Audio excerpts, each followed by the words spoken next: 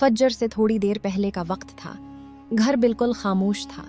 कमरे के कोने में नाइट लैंप की पीली रोशनी दीवार पर हल्की सी शीडू बना रही थी। सहर बस्तर पर बैठी थी, चादर सीधी करते हुए। अलार्म बंद हो चुका था, लेकिन जिस्म अभी उठने को तैयार नहीं था। मोबाइल की स्क्रीन चमकी। 5:21 सुबह।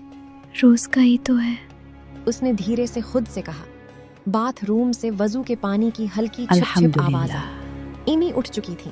उस आवाज में अजीब सा सुकून था, जैसे कोई याद दिला रहा हो। सहर बेटा, नमाज का वक्त हो रहा है। अम्मी ने नरमी से कहा। सहर ने जाए नमाज बिछाई। नमाज शुरू बस जल्दी खत्म लेकिन हो जाए। दिल कहीं और था। कभी थकन, कभी कल की फिक्र, कभी फोन के ख्यालात। अल्फाज जबान पर थे, दिल पीछे रह गया। नमाज खत्म हुई तो सहर ने जाए नमाज लपेटना चाहा, तब अम्मी उसके पास आकर बैठ गईं। उनके हाथ गर्म थे। सहर, अम्मी ने धीरे से कहा। तुम नमाज पढ़ रही हो या बस पूरी कर रही हो?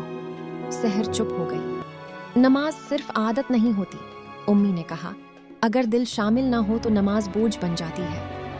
इसी लम्हे घर के बाहर से फज्र की अजान की आवाज। अल्लाहु अकबर, अल्फाज हुआ में नरम तौर पर अल्लाहु फैल अकबर। गए। सहर का दिल हल्का सा भीग गया। उसने फिर से वजू किया, इस दफा धीरे धीरे। जाए नमाज फिर से बिछाई। तकबीर के वक्त गहरी सांस ली और छोड़ दी। इस बार अल्फाज सिर्फ जबान पर नहीं थे, दिल भी साथ खड़ा था। सजदे में आंखों से आंसू गर गए।